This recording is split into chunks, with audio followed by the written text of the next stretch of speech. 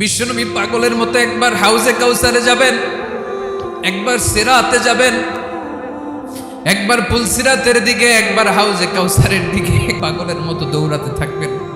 তার কোনো গুনাহগার উম্মত যাতে জাহান্নামে ঢুকে না যায়। সবাই মিলে বিশ্বনবীর কাছে যেয়ে বলবে, ইয়া রাহমাতাল লিল আলামিন, দেখেন আমাদের কি অবস্থা, কি কঠিন বিপদে আমরা আছি, দাঁড়াতে পারি না, সূর্যের আলোতে ঘেমে হয়রান। আজকে কেউ সুপারিশ করতে পারবে না। সব নবীরা অপারগতা স্বীকার করেছে, তারা বলেছে আপনি ছাড়া কেউ নাকি আল্লাহর সামনে দাঁড়াতে পারবেন না, আপনি একটু সুপারিশ করেন। বিশ্বনবী মাকামে মাহমুদে যে আল্লাহু আকবার বলে সিজদায় লুটিয়ে পড়বেন,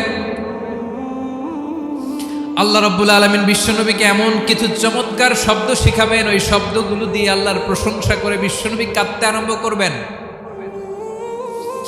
বিশ্বনবী এমন ভাবে অজর দ্বারায় সিজদায় লুটিয়ে পড়ে কাঁদবেন, রব্বুল আলামিনের রহমতের দরিয়ায় জোশ লেগে যাবে।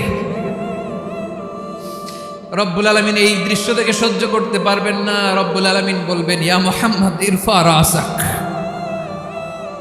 ও নবী আপনি মাথা তোলেন, আজকে আপনি যা চাবেন তাই দেব, যা চাবেন তাই দেব। ওয়াশফা তুশাফা, যার জন্য সুপারিশ করবেন তার সুপারিশ কবুল করে নেব। বিশ্বনবী এবার মাথা তুলবেন। যে বিভীষিকাময় সময়ে প্রত্যেক নবী বলেছেন আমি পারবো না, প্রত্যেক নবী বলেছেন নফসি নফসি, আমার কি হবে আমি জানি না, আল্লাহ আমারে বাঁচাও।